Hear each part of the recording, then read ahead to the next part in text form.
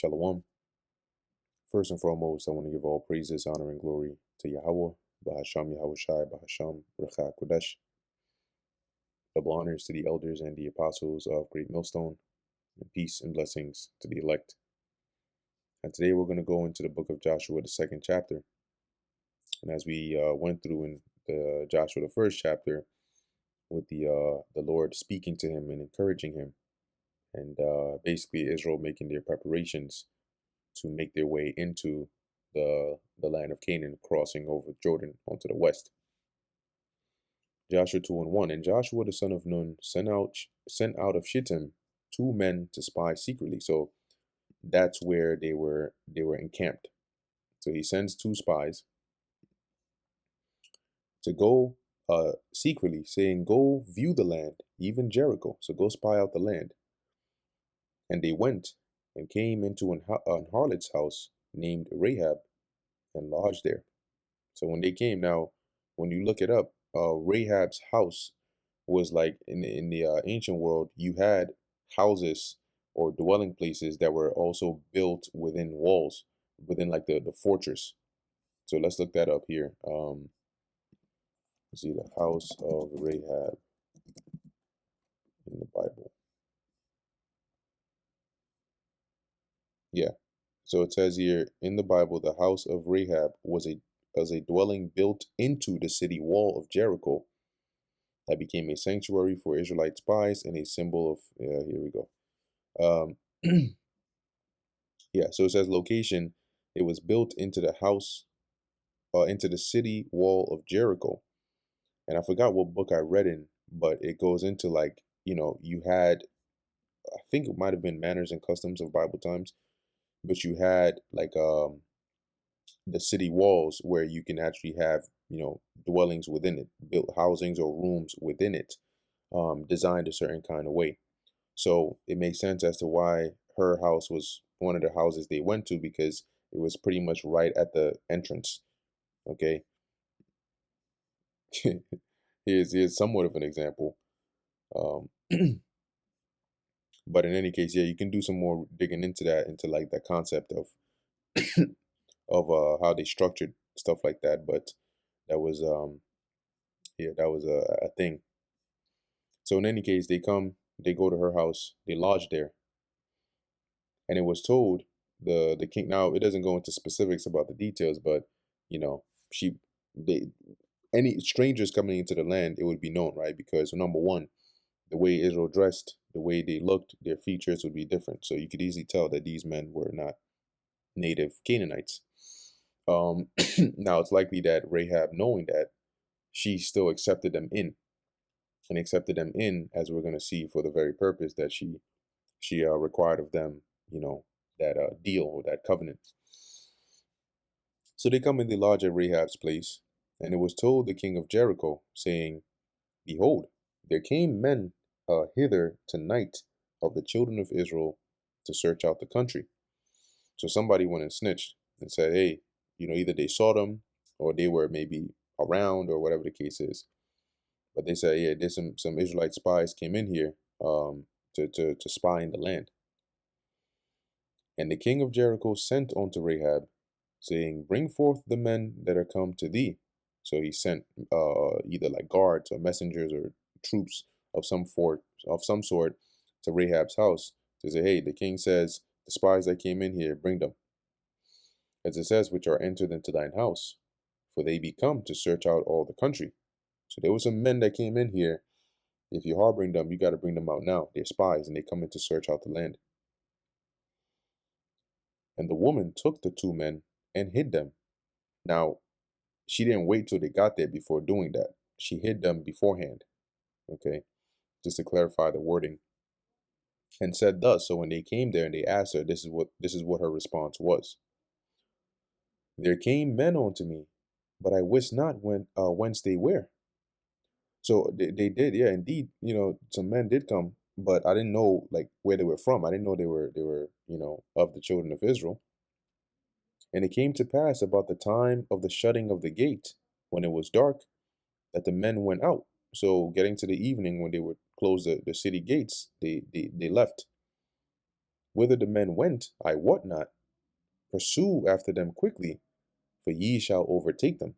So where they fled to, I don't know, but since they left, not too long ago, you can chase them, and you might be able to catch them. Because remember, when you look at it, it's a plain, right, before the actual city walls. So, they were in the guards, at least as they left in their mind as well, wherever they are, we'll find them, because as long as they're not in the city, we're good. But she had brought them up to the roof of the house and hid them with the stalks of flax.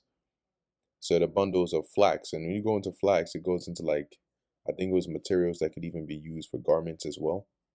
Long story short, she has some stuff on the roof. Now, I've showed before, yeah, fiber used as material for garments.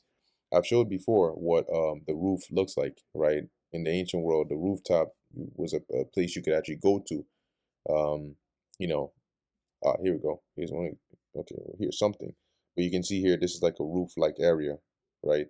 So right there, they were hiding. She covered them up while she told the guards that she didn't know where they were. Or really, she misled the guards. Um, Verse 7, and the men pursued after them the way to Jordan onto the fords. So the guards basically went in that direction out the city towards Jordan. Now the fords are like a place where the river is the water is not deep, and you can cross over it. So if you look up here, uh on a river fords, yeah, so something like this, right, where it's like a crossing, where you can cross it. Yeah, see, it's not deep. It's enough for you to cross. So the guards basically, went all the way there, as it says, trying to catch the spies. And as soon as they had pursued after them, or as soon as they which pursued after them were gone out, they shut the gate. So remember, her house was basically in the wall, right? So that gate, the city gates, which is part of, at the lower end, once the guards left out, the gatekeepers closed the gate. So the guards were out there looking. And before they were laid down, so before the spies went to sleep, because they lodged there that night, she came up onto them upon the roof. And she said unto the men, I know that the Lord Yahweh hath given you the land, and that your terror is fallen upon us, and that all the inhabitants of the land faint because of you. So they're terrified. They're afraid. All right, because they heard what, you guys are quote unquote bad news, at least for us. But I know, that if you guys have already set your sights on here, it's the Lord is going to give it up to you. For we have heard now how, for we have heard how the Lord, or Yahweh, dried up the water of the Red Sea for you when ye came out of Egypt, and what he did unto the two kings of the Amorites that were on the other side Jordan, Sihon and Og, whom ye utterly destroyed. And as soon as we heard these things, our hearts did melt, neither did there remain any more courage in any man because of you. So just hearing the news of what you were doing to those other nations round about was so much fear in everybody that they were just like, let's just hope and pray they don't come here, because if they do, we're doomed. For the Lord Yahweh your God, he is God in heaven above and in earth beneath. And that goes to show you, right, that heathens can acknowledge, right, the most high, right, and know that, yeah, this is like, he is the God. But you know that doesn't change the dynamic, right, of who they are, and still him being the God of Israel. She emphasizes he is your God. And that's also why they feared Israel, because they could perceive that, okay, there is a God in heaven, but he has favored them, okay, and we are not them. Verse 12, now therefore I pray you, swear unto me by the Lord Yahweh, since I have shewed you kindness, that ye will also shew kindness unto my father's house, and give me a true token. So swear unto me that you're gonna show kindness to us, and give me a token, as a sign of this oath. and that ye will save alive my father and my mother and my brethren and my sisters and all that they have, and deliver our lives from death. So swear unto us that when you come to invade the land, you're going to protect us. You're not going to kill us. And the men answered her, Our life for yours, if ye utter not this our business. So as long as you don't snitch, you don't sell us out, our life will be for yours. That'll be the oath. Like basically, uh, if something happens to you, then your blood is upon our heads. Okay, and we'll have to pay for that. And it shall be when the Lord Yahweh hath given us the land, that we will deal kindly and truly with thee. Then she let them down by a cord through the window, for her house was upon the town wall. See? And she dwelt upon the wall. So that's where those images that I was pulling up came from. And she said unto them, Get you to the mountain, lest the pursuers meet you, and hide yourselves there 3 days, until the pursuers be returned, and afterward may ye go your way. So she said, Go to the mountain area and hide there, because if you dwell in the plains here, you try to go back now, the pursuers that went ahead of you on their way back in their search, they might find you. So you just wait 3 days. By then they'll be back in the city, and then you can come out and go where you gotta go, and you won't run into them. And the men said unto her, We will be blameless of this thine oath, which thou hast made us swear. And what that means is we're not going to violate this oath, right? That's how you're blameless, because you keep it. You keep the oath. You honor it.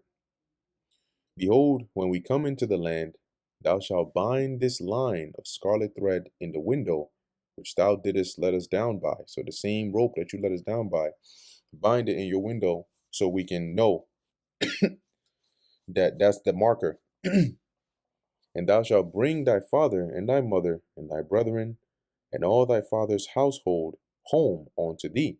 So make sure everybody that you just asked for are in your house.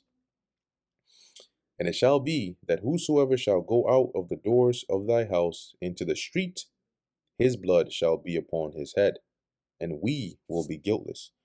So this is the requirements of the deal. As long as they're in your house, they'll be all right. If they leave or they come outside and they get, they get murked or killed or caught in the crossfire, that's not on us. And whosoever shall be with thee in the house, his blood shall be on our head, if any hand be upon him. So that's why they said our life for yours. So if if any harm happens to anybody that's in your house, that blood will be required of us at our head. And if thou utter this our business, then we will be quit of thine oath which thou hast made us to swear. So, however, if you go and tell, our business, you go and give us up and snitch, then this oath is null and void. And she said, According to your words, so be it. So she agreed. And she sent them away, and they departed. And she bound the scarlet line in the window. And they went and came unto the mountain, and abode there 3 days, until the pursuers were returned. And the pursuers sought them throughout all the way, but found them not. So the 2 men returned and descended from the mountain, and passed over, and came to Joshua the son of Nun, and told him all things that befell them.